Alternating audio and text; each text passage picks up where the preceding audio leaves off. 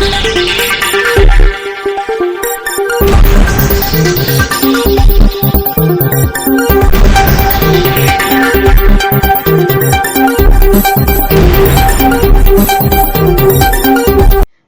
દર્શક મિત્રો, આપ જોઈ રહ્યા છો શિરોડ સમાચાર પર કરીએ નજર। ડભોઈ નગરપાલિકા દ્વારા સિંગલ યુઝ પ્લાસ્ટિકના વપરાશ મામલે કડક કાર્યવાહી હાથ ધરાઈ।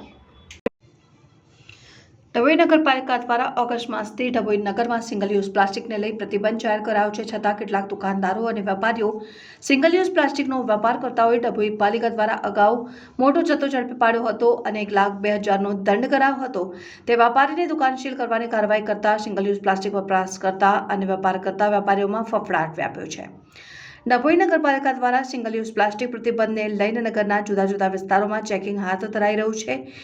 ઓગસ્ટ માસથી પ્રતિબંધ લગાવ્યા બાદ પણ કેટલાક વેપારીઓ single use plastic, paper cup સહિતના સામાનનો વેપાર કરતા હોવાનું માલુમ પડેલ છે અને આજે ટાવર રોડ ઉપર આવેલ ગાયત્રી ડિસ્પોઝલ દુકાન માલિકને અગાઉ 1,02,000નો દંડ કર્યો હતો અને જીપીસીબીની ગાઈડલાઈન મુજબ નાશ કરવા હેતુ નોટિસ અપાઈ હતી, પરંતુ આ રોજ ચેકિંગ દરમિયાન પ્રતિબંધિત પ્લાસ્ટિકનો જથ્થો મળી આવતા પાલિકાના in charge sanitary inspector Maheshbhai Vasava, city manager IT Bhavishaben Parmar, Kopin Patel, Shivam Tadvi, Nitin Vasava, Dhruv Tadvi, Prachi Patel, Pinkesh Rana દ્વારા કાર્યવાહી કરીને ચીફ ઓફિસર જયકિશન તડવીની સૂચનાથી દુકાન સીલ કરવાની કાર્યવાહી કરતા સિંગલ યુઝ પ્લાસ્ટિકનો વેપાર કરતા વેપારીઓમાં ફફડાટ વ્યાપી ગયો છે।